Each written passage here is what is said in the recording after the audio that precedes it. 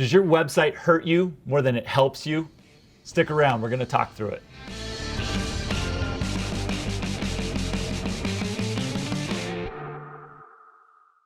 Hey everybody, Ben here from JobNimbus with the Building Business channel, and I've got Derek from Savage Media with me. I want to talk a little bit about building the right website today. So, I hear the word right and I go, well, does that mean that there are wrong websites? What do you think? Yeah, so when you're building a website for your business, there are a lot of right and wrong things you can do. So it's not just about having one website that is the right website, but it's about what kind of things are you going through in order to make your website that it's doing the best job it can for your business.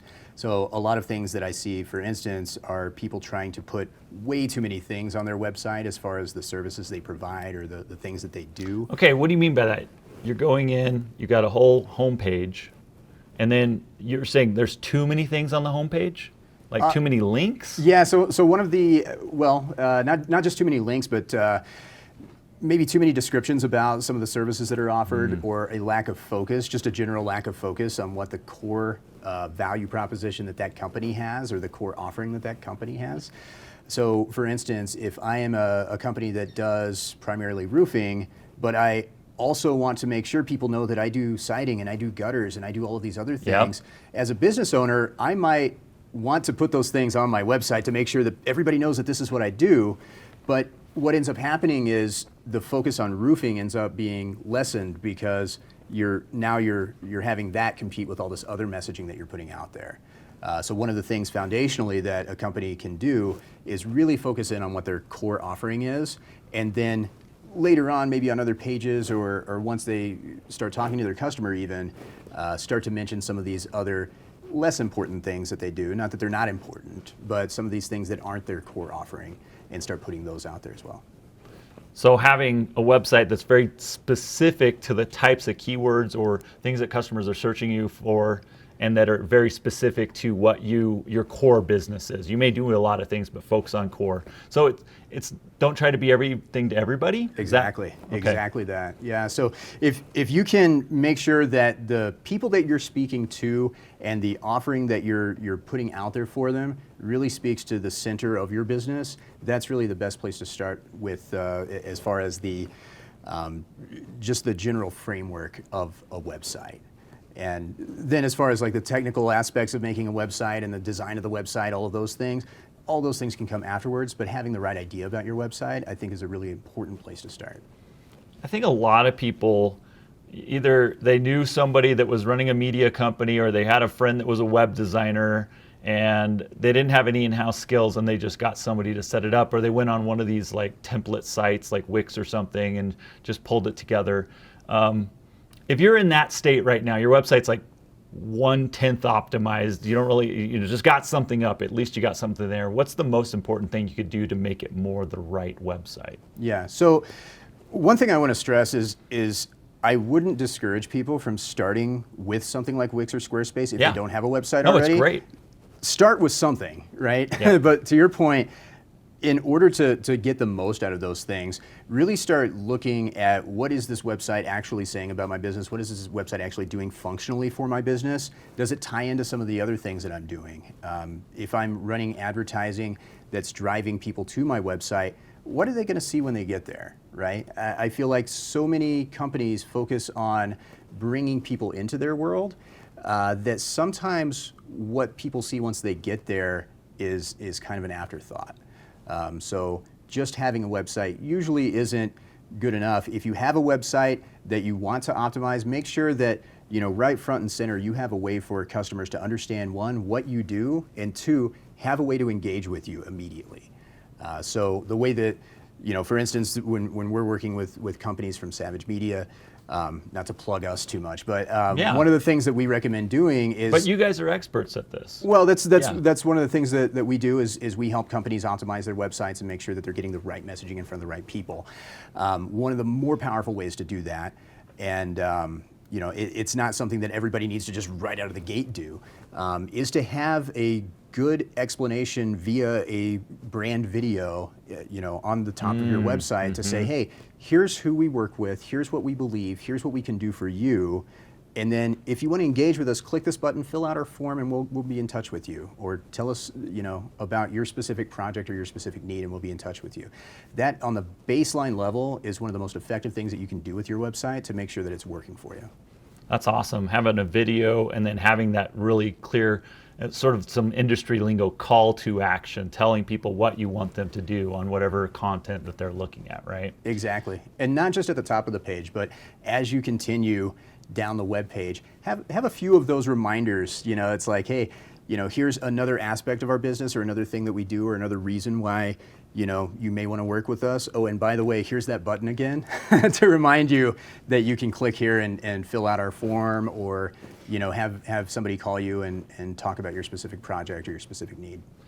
Can you have too many buttons? And what I mean is, sometimes I'll go on a website and it's like, call us, text us, do this, do this, do this, sign up for this form, and there's flashing lights, and is that effective? Just more choices? The fewer choices, the better. Ideally, okay. your website is going to have a single way for people to be able to contact you through whatever that website, it's name, email, phone number, whatever. Is that whatever web it is. form is usually the best practice there? Like, ask people for some contact info? Right. And now, I'm not saying don't put your phone number on your website, don't put your email, don't put all that stuff, but don't make it the primary way of people contacting you. So if your website is set up to do to get people to fill out a form that then goes to one of your reps that can call them or text them or email them or what have you, make sure that everything is built to funnel things into that form. And that does two things. One, it gives you a streamlined way of contacting your customers that can then feed into your CRM if you're using JobNimbus, or whatever you have set up on the back end, even if it's an email that gets sent to you. It allows you to streamline that process so you're not looking in 20 different places for your customers' contact information.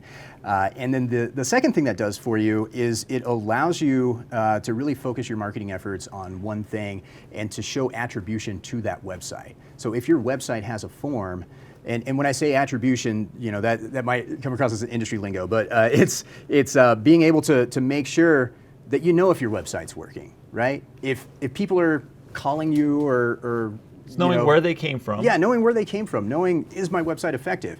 If they're filling out a form that's on your website and that's where that came from, your website's effective. But if you give them 20 different ways to contact you, how do you know? How do you know what's effective and what's not? You mentioned optimization a couple times, and what are the best things that somebody can do to optimize their website? Where should you start? Yeah, so when I talk about optimization, I'm talking about trimming the fat, right? So it's about taking all of the things that may not be as important to your core message and to the core value proposition that your company has, whether you are installing solar panels on somebody's roof, whether you're a plumbing company, whether you're any kind of, I know a lot of our audience is home services companies. Yeah, so exactly. Regardless of what kind of service you provide,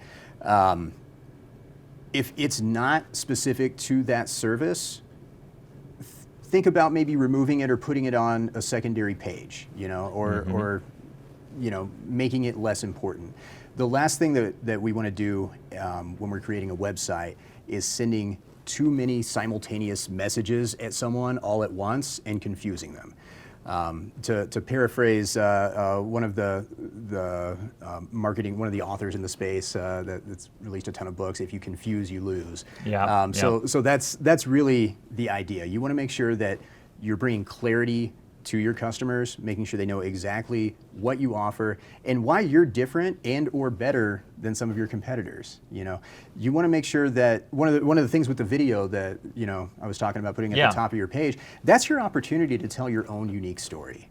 Every business has its own unique story. And if you can tell that story, that's going to be one of your most powerful marketing assets because it sets you apart from everybody else. And it lets them know what your values are as a company, what you're bringing to the table, how you can help them, and ultimately why they should hire you. So you've got a homeowner coming to your website. What are you trying to get across? What's the number one thing you want them to hear or see about you when they come to their website? Whatever it takes for them to believe that you're the company that they should hire. So professionalism, it's got to come across, right? Absolutely. Knowledge or acumen around the industry. You got to seem like you're the experts, right? Yeah, absolutely. One of the things that many home services companies don't pay as much attention to as I'd like to see is just their overall branding and consistency in brand. When people visit your website, it's your online business card to them. It's the representation of your business in a virtual space. So just like you wouldn't want to knock on a customer's door and just be wearing like cargo shorts and a t-shirt, you don't want to bring them to your website and have it look like you didn't really put much thought or intent into it.